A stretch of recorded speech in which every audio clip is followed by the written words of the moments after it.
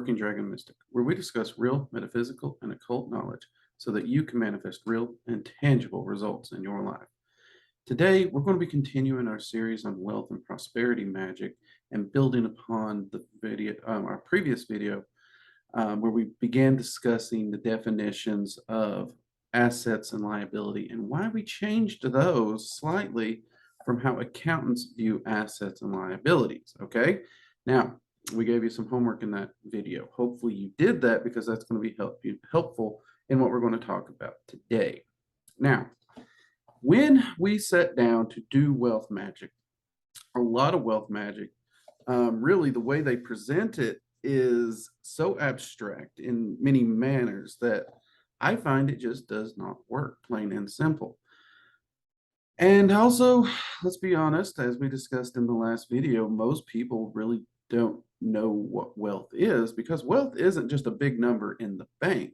If you've got more money coming out than in, you're poor. No matter how big the number in the bank is, it's going to dry up quickly if you follow this setup. So with that in mind, what we now need to do is we actually need to have a goal. We need to have a place that we're using our magic to get to. And we will be doing all kinds of different actual spells, but we need this tangible thing. So we're going to have to actually make a budget, a real budget. Now, a lot of people think you just sit down, you write your bills down, and that's your budget. I have to pay this. This is what I have left over. Wrong. If you make your budget like that, it's not going to work. It really isn't. I've done those budgets. I did them a lot when I was younger. They never worked. Never. So we are actually going to do this a little differently than normal. Okay. So I will be placing an image up here over my beautiful mug for you so you can see what I'm talking about. Now, on the screen here, what you should be seeing, hopefully you'll be able to see it. I'll try to zoom it in and make the image big enough, is a spreadsheet of a budget. This is a spreadsheet of a budget I would use. In fact, this has been chopped and altered, numbers altered and everything from my actual budget. No offense, I just don't want everybody to know what my actual budget is. Now this is probably a budget that may or may not be higher or lower than where you are. I tried to do what theoretically, minus change to the economy, would be viewed as a comfortable budget for most people.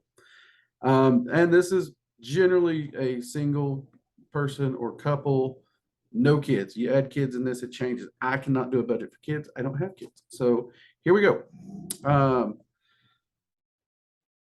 What I actually do is I will break my month into pay checks. So we have check 1 and check 2 on the budget separated apart. That way we know what bills are being paid when specifically, by which check, and how much money we have to play around with in each check instead of just one solid amount for the month. Since the money comes in at 2 separate intervals, it's actually good to know that. Now here on the screenshot, you only see check 1. But in check 1, and this is all going to be based on when things are actually due, you will see we have it set up as we got the bill in the first column. We have the amount that the bill will be due in the second column. We actually have when it's due, so the date it's actually due. And then in the third column there, we have the word paid, because if we have paid this, we need to actually go over and make sure it says paid so that we know it was paid. And then, of course, in the fourth column, we have notes. And as an example of notes, you will see that some of these bills in this particular budget are on auto pay, and they will automatically be paid, taken out of my bank account or whatever you have set up individually, however you have it set up. Some people don't like auto pay, some people do. I'm not a uber fan of it myself. I understand that. But you need to know what is and what isn't. That way, when you go into your budget and check it, and you should check your budget weekly, you can easily look at it and see and compare that with your bank account as you assess your finances. And you should be keeping a good eye on your finances. All right. So that's going to let you know what is paid, what isn't paid, all those little things. All right. Now, through here, we have all the stuff that money is going to. We have a phone bill. We have um, bills in general, so that could be your utility bill, whatever. Internet, everyone has internet these days, so you're going to need that. Streaming services, you're probably got one or two of those. Gym membership, some people have those, some people do not. Car insurance, that's kind of required most places. We have another streaming service because, again, like I said, everybody has one or two of those. Car um, payment is on here at 400. That's actually kind of a crappy car payment. You could get that down a little, I'm sure. Credit cards, bills, and bill, just random things. Now, the way I have this set up, it adds everything up nicely. And at the bottom, you can see where it says total bills, and after bills, this is what you have left over. Now, you will look, I have food, gas, and miscellaneous expenses at, I think we put 350 on this particular example, and the individual currently is bringing in about 1,500 a check. That's pretty actually good. Most people probably won't be making that, especially coming straight out of high school. I don't know. I've not been, it's been a while since I've had to go back to straight when I came out of high school. When I came out of high school, started working, it was a different world entirely. We didn't have streaming and all that. But that's a reasonable, comfortable number. Like I said, this is something to work up to. If we're not at that number, that's what we're going to work up to. Now you'll notice after bills, this leaves us with $121. Great. Now, food, gas, and miscellaneous. Food and gas, we have some control over. First off, gas from home to work, that's a set thing. You're going to need the gas to get to work. You can't adjust that really. I mean, you could downgrade from a gas guzzler to something more economic, gets better gas mileage. That's about all you can do. Outside that, you could limit your driving to other locations, recreational and the like. Try to walk to parks and whatnot instead of drive. So you could adjust that a little. Gas can be a little tricky. Food, honestly, if you cut eating out, food usually drops drastically. Most people who eat out spend anywhere from $15 to $20 per meal. So that can drop really quick if you just do your grocery shopping and cook at home. And if you buy whole foods, like shop on the perimeter, not only is it usually healthier, but it's usually cheaper. You'd be surprised. There are exemptions to that, of course. Like we all know, ramen noodles are dirt cheap. But you can also eat like 3 packs of them sometimes. So, you can look at your groceries and play around with that. Me and my wife, honestly and truly, we probably do about $75 to $100 a week for us. When she's not home, she's on deployment, I can pretty much live on $50 a week and still have leftovers. So, it's doable, it's adjustable, just depends on your habits and your likes and stuff. Those you can play around with. And then miscellaneous, if we eat out, if we do something, I actually consider that under the miscellaneous. So I actually have those things budgeted, and if I don't spend them, that rolls over into what I have left over, which is always a good thing, because the goal here is after you've paid everything, you want money left over. Okay, that is our goal. We want to have something left over. All of our wealth magic is going to be built around the concept of all this is covered. We cover all of this, and then we have something left over. Now I'm going to get this off the screen so that you can see me again. All right. Now, if we have something left over, that is actually good. That's a good thing. And just because we have something left over doesn't mean we need to start spending it right away. Now, the reason we're making this budget, and we're making it, and we want to be honest, we want to be truthful, absolutely truthful. And this is going to take time. Don't just sit down and make it out. Remember I said, I used to do that. Don't do that. I want you to go to the grocery store. I want you to shop. I want you to think about what you need. I want you to think about what you want to eat for the week. I want you to make a grocery list. I want you to, oh crap. Okay. Hopefully our new mic here has been filtering out jet noise. That was a big one though. We'll see if it gets that. Fingers crossed that it gets that. But I want you to actually make that list, figure out your shopping for the week. I want you to go, I want you to stick to the list. And even if you get a few extra items, that's fine. Save the receipt. Next week, same thing, save the receipt. Next week, same thing, save the receipt. Next week, same thing, save the receipt. Now you have a month. I want you to take all those numbers and ask yourself, how much did you spend per week in groceries? And I want you to average it. What is your weekly average on groceries? Then I want you to do it next month too. I want you to do the same thing next month, and I want you to average it again. That's 2 months where you're getting your groceries weekly. Here's the thing. To this number, if you eat out, I don't care if it's a coffee, I don't care if you go to the gas station and get a water, any food or drink you buy, save the receipt, put it in that stack. Get you an envelope, be putting these in there. We are literally going to be tracking every single food or drink item that we do. You put gas in your car, put it in an envelope. Okay? Seriously, I don't care. Put it in an envelope. Even if it's a gas expense that you normally wouldn't have, it goes in that envelope, period. You can mark it with a highlighter if you want to know that it's not a normal one, but it should go into the envelope. So our food, our gas, and all miscellaneous purchases are going in this envelope. Period.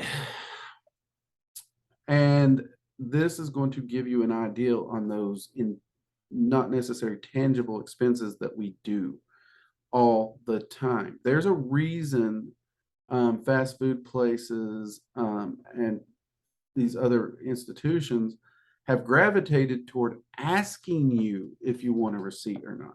Now, we think it's so we don't have to put it in our pocket, we don't have to keep track with it. Maybe it's to save the environment. No. If you have a receipt, you have a record that is very tangible, easy to lay out in front of you, and is very analog and is far easier to see where your money's going and to build just such a budget.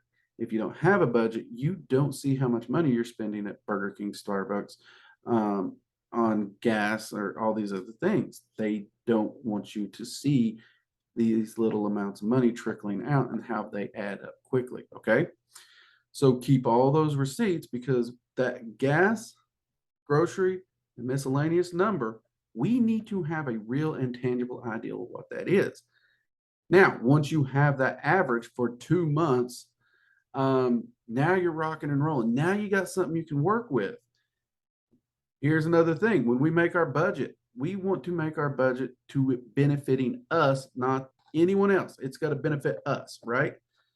So when in doubt, round up, not down, round up.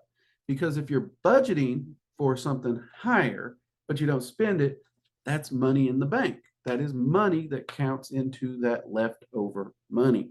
That is money that's going to help us to generate the wealth and the cash flow with the magic that we're talking about. And this is what this budget is. Anything you can think of to track the exact amount of money you're spending and round it up is on this budget in some form or fashion. It can be under miscellaneous or whatnot. But every penny, every red cent that leaves your bank account needs to be accounted for in this budget without question. Okay? And if you get paid 2 checks, split it in 2 checks. If you're one of the rare people that gets paid weekly, split it into every week. That's fine. Divide it how you see fit.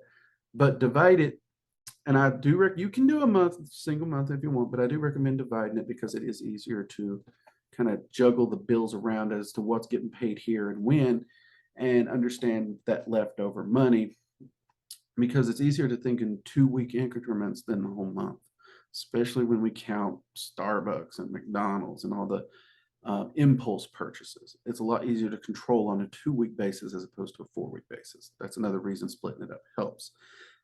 I know this doesn't sound like we're doing a lot of magic yet. We're making a budget. Great. You said, well, magic. We're getting to that. We will be getting to spell work and everything. We're making something tangible for our magic, pardon me, to latch onto. We want something real. We want something tangible here in the physical world that magic can latch onto. That's the difference. We're not doing abstract ideals here. We're doing something real, something tangible in the real world to affect wealth and prosperity in our lives. And we want to anchor that in the real world. We don't want to abstract out here. We don't want it out in la la land. Our wealth ain't in la la land. Our wealth is here. We need it here. Got me? All right. Now, we are going to get a little culty here because you know what? We got our budget. Once your budget is done, I want you to sit down and I want you to create a budget. I want you to think of having at the end of the month $500 left in your bank account. Now, this ain't $500 saved up. This ain't like savings. There's a difference in savings and bank, okay? Let's cover that. In your bank account is whatever's left after the month of income, okay? I don't care how much you make. You have $500 left over at the end of the month. So we got the real budget, the one we're actually currently we're working with. This is where we're at, okay? Don't change that. Leave it. Keep it. Create a separate document and a separate budget that comes down and has $500 left over. The difference, the only number you need to change is how much money is going out or how much money is coming in. That's the only thing you need to look at. If we get to the point where the cash flow coming in is covering all of our expenses and all our bills and we have $500 left over, we are on a good position. This is a great place to be. Okay, so I want you to have that budget too. And then I want you to sit down with both of those budgets and I want you to meditate on it and I want you to see yourself having that cash flow. I want you to see yourself having that $500 at the end of the month. And I want you to focus on two things here. First, I want you to focus on what it's like to not have money. What it's not that I don't want you to see yourself poor. I want you to feel it. I want you to feel the emotion of not having it, if that makes sense. The emotion is more important than the image on this one. I want you to actually feel, that kind of crappy feeling that we have when we realize we can't pay the bills. I've been there. Water got cut off, lights got cut off. I've been there. It don't feel good. If you don't know that feeling from experience, imagine it. You can imagine it. Make believe, totally make believe. Imagine what you might feel like.